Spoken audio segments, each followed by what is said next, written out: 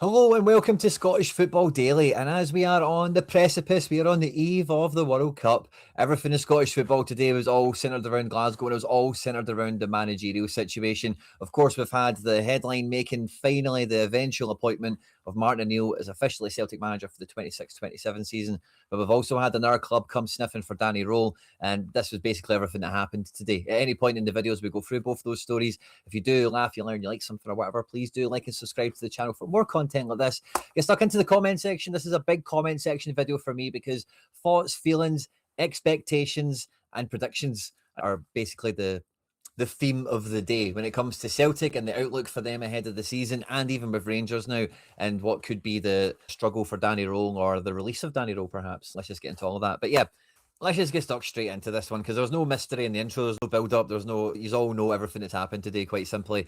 And this has been protracted and quite drawn out, this situation with Martin O'Neill and Celtic. And it's a funny one, right? Because this comes out around the afternoon. I think it came out around midday after the morning had been all about lack of motivation to do a deal for or to meet the demands of the coaching team that Martin O'Neill had in last time, and that this was delaying the announcement of Martin O'Neill's return. So when this announcement comes out, I don't know if do we take that as the the negotiations have been concluded and Maloney and Fotheringham are in the building. For what it's worth, Maloney is currently employed by Celtic as the pathway manager, so I think he's in the building anyway.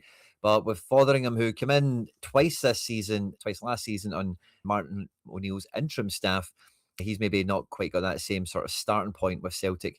The statement released here, which we've got on screen from Celtic, and it goes through all members of the hierarchy, essentially, from Michael Nicholson to Brian Wilson, even all the way to Dermot Desmond, talking about all the cliches and the stuff you've heard 1,000 times before about, oh, we like Martin and we're looking forward to having a big season next year and all that kind of stuff. But it's nothing more. There's not, with the massive delay Celtic have had in announcing Martin O'Neill and concluding those negotiations, the hunt for a manager for the season, as well as all the backlash and all the furore that's been going around Celtic over, let's even just call it the last 12 months, for them not to come out with a more substantial announcement or offering of Martin O'Neill and an explanation of the situation and a plan for the times ahead is very, very disappointing, I think, for Celtic fans everywhere. There is a statement here from Dermot Desmond, which this is the first time we've seen a statement from him since the departure of Brendan Rodgers. The most interesting part of it, if that's the way of putting it, is the last comment here, where he says, "We will support Martin fully again across the close season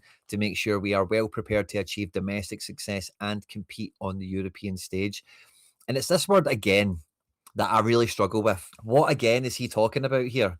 Because Martin O'Neill in the January window had Celtic in third position. We were qualifying out the Europa League group stage at that point, and Celtic spent zero in the transfer window. Celtic loaned in 4 players and signed Oxlade-Chamberlain on a free transfer. So I don't know where this again comes from. I don't think there's anything about last season Celtic fans want again. So I'm worried. Is he talking about the beginning of the millennium? Is that what he's talking about? I'm not too sure. So I don't personally read much into this. I don't take the statements of the Celtic board or the club overly too seriously. I think Martin O'Neill is a very strong appointment for Celtic, and I think considering the fact that Celtic don't have the ambition to actually go into the market properly and actually interview candidates like every other team does in the world, and then appoint the best manager that you can get available to you, then this is pretty much as good as it gets for them.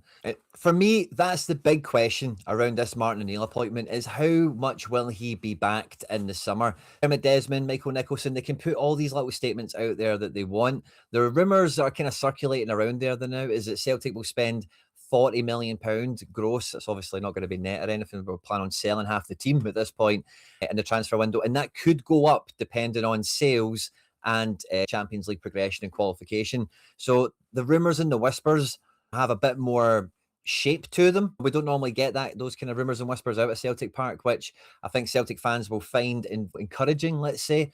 But it is, fool me once, shame on you. Fool me twice, shame on me, is the way a lot of Celtic fans will be feeling, because Celtic have had so many opportunities to capitalise from a position of strength, and just getting out of jail with the last kick of the ball last season. The big fear, I think, among Celtic fans is that the club revert back to type. Already been linked to a striker for about £500,000 out of the Swiss second tier. And again, going for Martin O'Neill, and then penny pinching on wages for the staff. It's just incredible. Now, an interesting kind of little subplot I noticed developing towards the back end of last season was this whole kind of Danny Röhl situation. And I was paying a lot more attention to Rangers and Hearts press conferences when we got into the split last year. And this Danny Röhl guy really didn't sit right with me. Twice I seen him being interviewed in split fixture, post-match, pre-match type situations. And he was being asked about being linked to Wolfsburg and other things like that. And he just always had this smug wee look on his face. And he was always like, yeah, dusting it off his shoulder kind of attitude. I thought he definitely thinks he's better than this. He definitely thinks he's above all of it.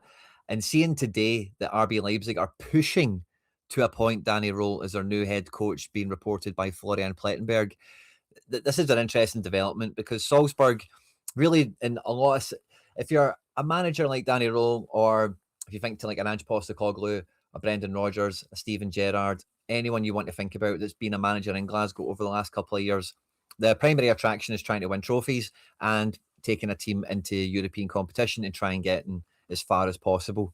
And when it comes to living that life, they've not quite been impeccable, but Salzburg pretty much are in a one-horse race on paper. Now, the Austrian division, if you actually look at it, Salzburg are not on a mad 12 in a row streak or anything like that.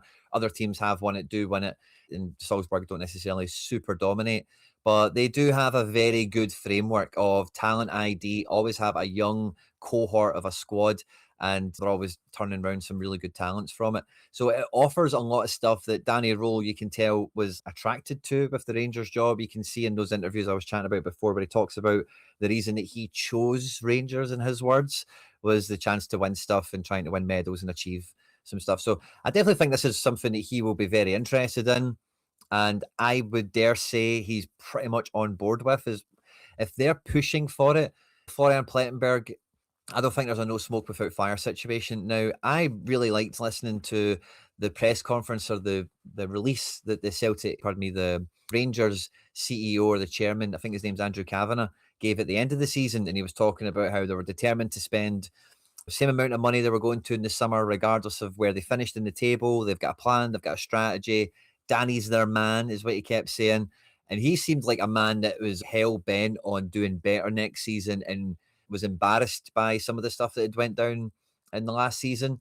And he is a serious sports professional, all those guys. So I would love to hear, as a Celtic fan, I would love to hear the Celtic board talk the way the Rangers board have been talking recently.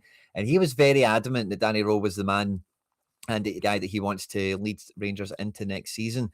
I've also read reports that Danny Röhl does not have an exit clause, doesn't have a minimum fee release on his contract. So I don't think the Americans will want to keep a guy who doesn't want to be there, which is what I think Danny Röhl's going to soon become, no doubt. But I also know that, or I can imagine that they're not going to be taken for a fool. They're going to get maximum market value out of this situation. The problem with that is it maybe drags things out a little bit, and how quickly you're looking to balance that up between getting maximum purchase or profit, or whatever you want to think of it as, from losing your manager, but you also want to make sure you don't hang on to the wrong guy for too long, and then this is summer, the business that needs to happen gets stalled because of that. Rangers might have a framework that can work independently of Danny Röhl. It wouldn't surprise me with the people they've got behind the scenes if they had something in place, that something they could activate, as it were. But I actually fully expect Danny Röhl, if these reports are to be believed, Florian Plettenberg's a very good source, I would expect him to be Salzburg manager before too long, to be honest with you, which then throws up a really interesting question for Rangers fans everywhere, because Steven Gerrard was actually quite close to getting the job not too long ago, but it was the rumours in the papers and all that stuff, where it was the whole tax implications of coming back to the UK and all that kind of thing. So he's met the current Rangers board. They spoke about working together again in the future. And there's a lot of people linking Derek McInnes to the job as well. I think both candidates are probably going to be right in the running.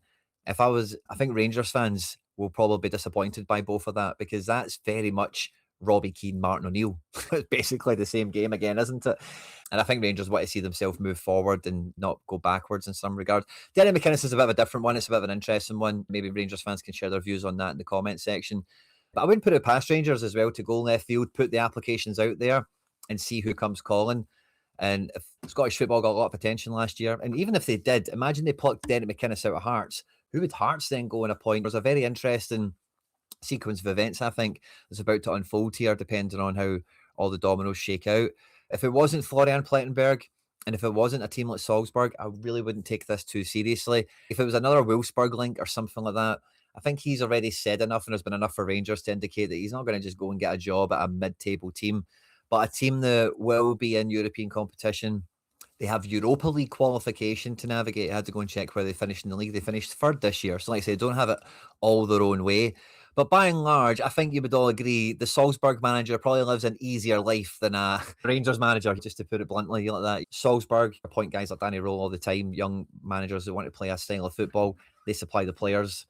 And the head coach literally just needs to take training and make sure all the vibes are good. They pick the tactics, do the subs, all that kind of thing. They're not scouting. They're not really getting their hands dirty on that. They've got the machine that works behind them for that. So I hope you've enjoyed this one. Please leave your thoughts and feelings in the comment section down below on all of this. How much will Martin O'Neill actually get to spend this summer? And what is the managerial situation for Rangers? How is it going to unfold? What do you want to happen? Do you want Danny Röhl to stay? Do you want Gerard McInnes or question mark? You know, look forward to catching all of that.